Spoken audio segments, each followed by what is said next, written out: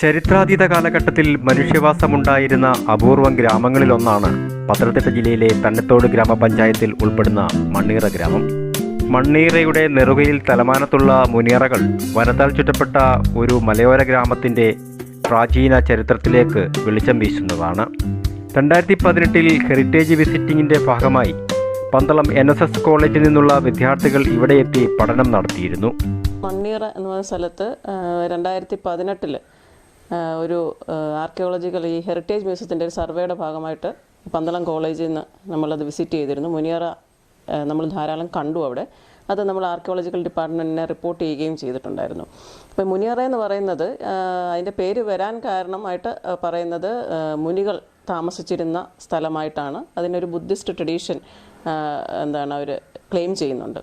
പക്ഷേ പിന്നീട് അത് തെറ്റാണെന്നും ഇത് ശവക്കല്ലറകൾ, അതായത് മനുഷ്യരെ അടക്കിയിരുന്ന സ്ഥലമാണ്, അതായത് സെക്കൻഡറി ബെറിയൽ സൈറ്റായിട്ടാണ്, അത് അവശിഷ്ടങ്ങൾ കൊണ്ട് സൂക്ഷിച്ചിരുന്ന സ്ഥലമായിട്ടാണ് പിന്നീട് അത് അറിയപ്പെട്ട് തുടങ്ങിയത്. ഇപ്പോൾ കേരളത്തിൽ എനിക്കൊന്ന് 1940s VD കൃഷ്ണസ്വാമി സാറുടെ, അതായത് നമ്മുടെ ASIയുടെ ആർക്കിയോളജി സർവേ ഓഫ് ഇന്ത്യയുടെ ഡെപ്യൂട്ടി ജനറൽ ഡയറക്ടറായിരുന്നു. അദ്ദേഹമാണ് ശരിക്കും ഒരു സിസ്റ്റമാറ്റിക് ആയിട്ടുള്ള എക്സ്കവേഷൻ കേരളത്തിൽ മെഗാലിത്തിക് സൈറ്റിനെ കുറിച്ച് ആരംഭിച്ചത്.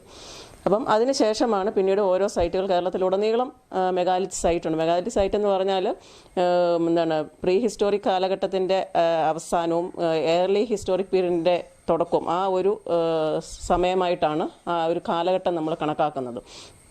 അപ്പോൾ ഈ കാലഘട്ടത്തിൽ ആ കാലഘട്ടത്തിൽ ഈ പറയുന്ന പ്രദേശങ്ങളിലെല്ലാം തന്നെയും മനുഷ്യവാസം ഉണ്ടായിരുന്നതെന്നും, അതായത് പ്രീ ഹിസ്റ്റോറിക് സ്ഥലങ്ങളിൽ പുരാതന ചരിത്രാതീത കാലഘട്ടത്തിൽ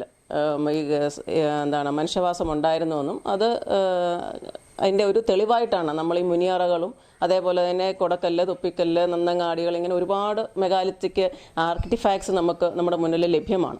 അപ്പോൾ ഇവിടെ നമ്മൾ മണ്ണീറ എന്ന് പറയുന്ന സ്ഥലത്ത്, തലമാനം എന്ന് പറയുന്ന സ്ഥലത്ത് തന്നെയാണ് നമ്മൾ ഇത് കണ്ടിട്ടുള്ളത്.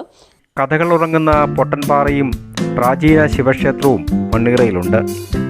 കൂട്ടമായി താമസിച്ചിരുന്ന ഒരു പ്രദേശമായിട്ടാണ് കണക്കാക്കിയിട്ടുള്ളത്. ഇതുമായി ബന്ധപ്പെട്ടുള്ള ക്ഷേത്രങ്ങളും ആരാധനകളും ഒക്കെ ഇതിനോട് അനുബന്ധമായിട്ട് ഈ പ്രദേശത്ത് തന്നെ ഉണ്ട്.